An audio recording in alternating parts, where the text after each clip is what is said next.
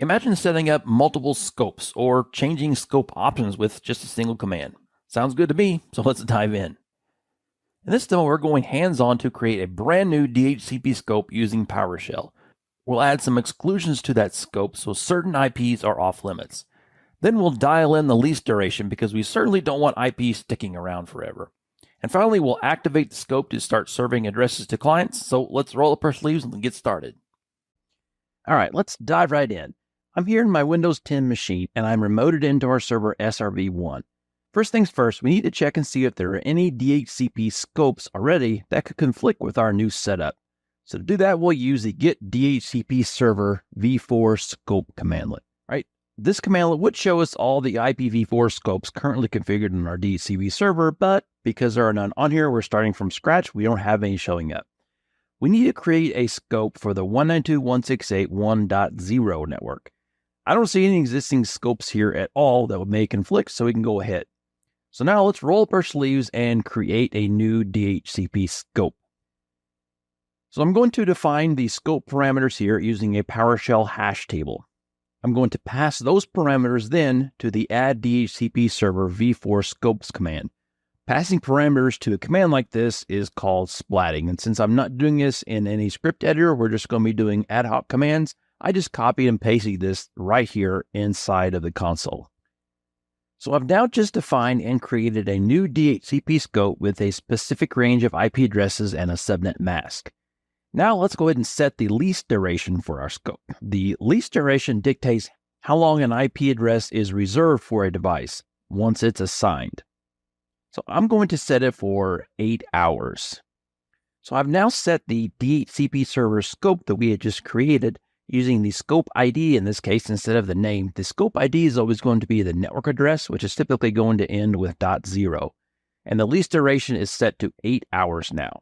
So setting an 8-hour lease duration is usually a good practice for environments like retail shops, or for example, where devices often connect and disconnect. But we're not done yet. We still need to activate our DHCP scope to start dishing out those IPs. Let's use the set DHCP server v4 scope commandlet again for this as well. But now let's say that a client is getting an IP that we need for a network printer we're going to set up. We need to exclude that IP address from being assigned. So to do that, I'll use the add DHCP server v4 exclusion range. Here, I'm creating an array of IPs. I'd sometimes do that just in case I need to add any more. So with this code, I can easily just add another one if I need to do another exclusion. But since I'm only excluding a single IP, I'm using that as the value for both the start range and the end range here. Just hit enter. Okay, let me take this back. We cannot do this on this one because the start range and end range do not support multiple IP addresses. So let me just fix this again. So we're going to change this to 1.50 for the start range and end range.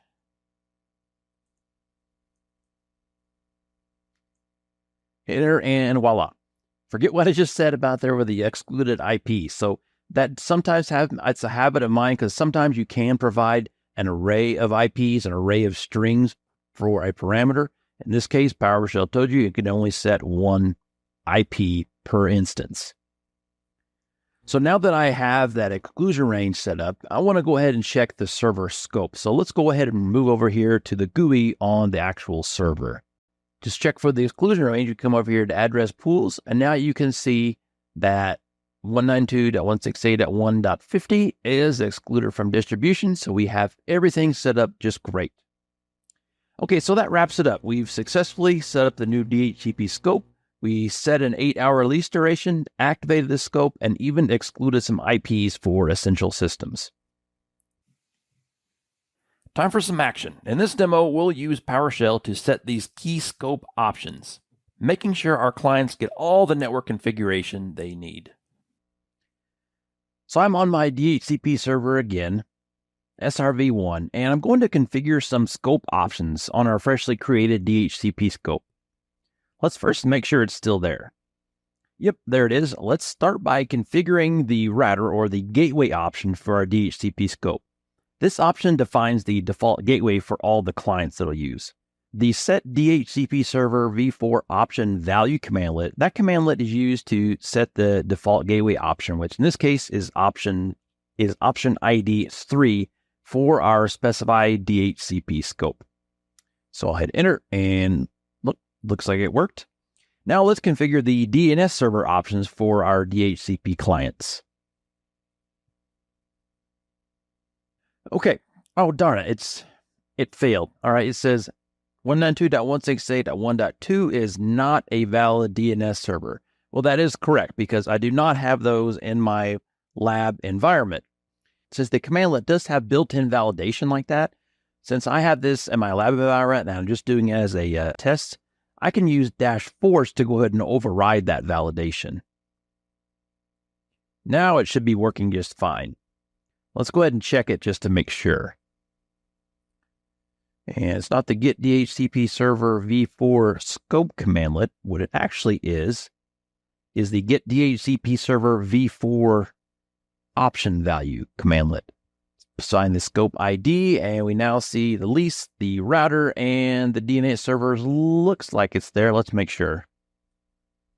Specifying option ID 6.